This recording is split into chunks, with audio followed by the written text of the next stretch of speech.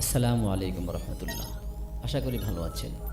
আজ আমি এমন একটি স্পর্শকাতর বিষয় নিয়ে কথা বলব যা শুনলে অনেকের গা শিউরে উঠবে। সেটি হলো 3 টার্ম আমাদের দেশের যিনি দায়িত্বভার বহন করেছিলেন, সেই আপসহীন মজলুম নেত্রী বেগম খালেদা জিয়ার বিষয়ে কথা বলছি। তিনি আমাদের মাঝে নেই। আমার কথায় হয়তোবা অনেকে দ্বিমত পোষণ করবেন, বিরোধিতা করবেন, সেটা আপনাদের ব্যাপার। এমন একটি গুরুত্বপূর্ণ ব্যক্তিত্ব যিনি হাসপাতালের বিছানায় অচেতন বা অবচেতন অবস্থায় রয়েছেন, আমরা তার কোনো খোঁজখবর পাচ্ছি না। আপনার কি মনে হয় তিনি জীবিত আছেন? বাংলাদেশের সাংবাদিকদের এমন কোনো জায়গা নেই, এমন কোনো সেক্টর নেই যেখানে সাংবাদিকদের প্রবেশ নিষেধ। তাহলে আমরা তার লাইভ দেখতে পাচ্ছি না কেন? বাংলাদেশের রাজনৈতিক অবস্থা এমন নোংরা, এত পচা, যেখানে মৃত মানুষকে নিয়েও রাজনীতি করা হয়। তো যে যাই বলুক, আমার কাছে মনে হচ্ছে যে তিনি জীবিত নেই, কারণ আমরা তার কোনো খোঁজখবর পাচ্ছি না।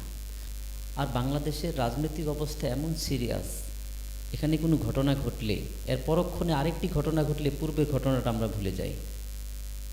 তো এই যে এমন বড় একটি বিষয়কে চেপে রাখা হয়েছে বা আমরা ভুলে গেছি, কেন ভুলে গেলাম এই প্রসঙ্গে পরে আসছি।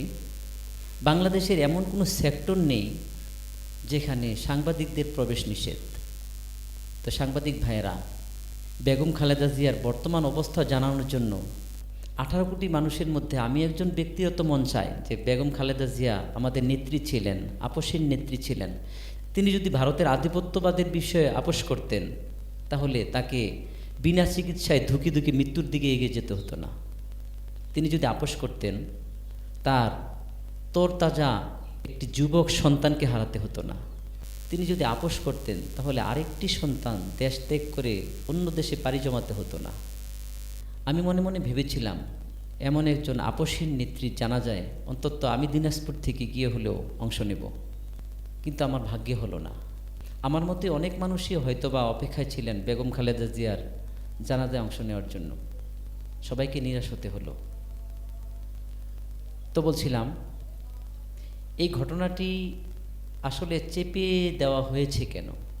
বাংলাদেশটি এমন একটি অবস্থানে রয়েছে, যোগ্য নেতৃত্বশূন্য একটি দলের আগোছালো ভাবকে দূর করার জন্য, একটি স্পেস নেওয়ার জন্য একজন মৃত ব্যক্তিকে নিয়ে রাজনীতি করার তো কোনো মানে হয় না, তাই না?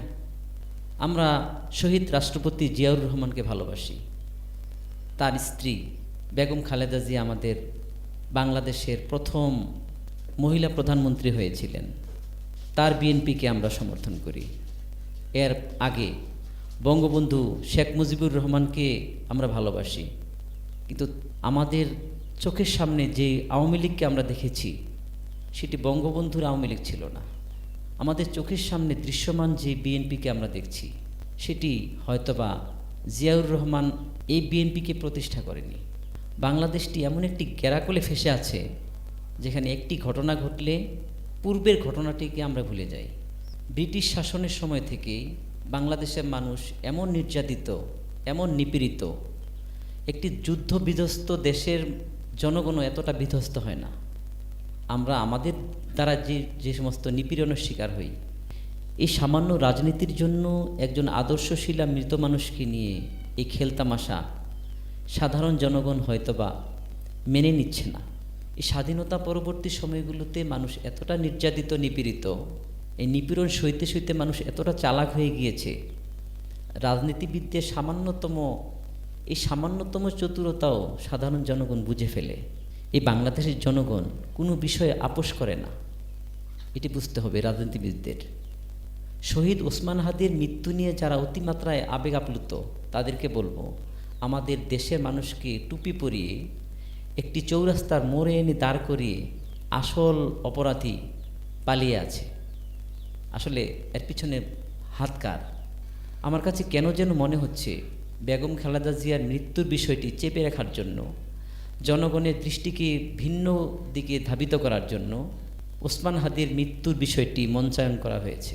আসলে বাংলাদেশের জনগণ এমন আবেগী, শহীদ ওসমান হাদির মৃত্যু নিয়ে আমরা এতটাই মাতোয়ারা যে আমরা আসল যে রাজনৈতিক মেরুকরণ সেটিকে আমরা বেমালুম ভুলে গিয়েছি। বাংলাদেশ একটি ভয়ানক টার্নিং পয়েন্টে অবস্থান করছে। এই অবস্থানগত দিক বিবেচনা করেই আমি বলছি যে দৃষ্টি যেদিকে দেওয়ার দরকার আমরা সেদিকে দৃষ্টি দেওয়া উচিত। আমাদের ভাই শহীদ হাদি ভাই, তার বিষয়টি ফেলে দেওয়ার মতো নয়, কিন্তু এই হাদি ভাইয়ের ঘটনাটি ঘটানোই হয়েছে দৃষ্টিকে অন্যদিকে ধাবিত করার জন্য।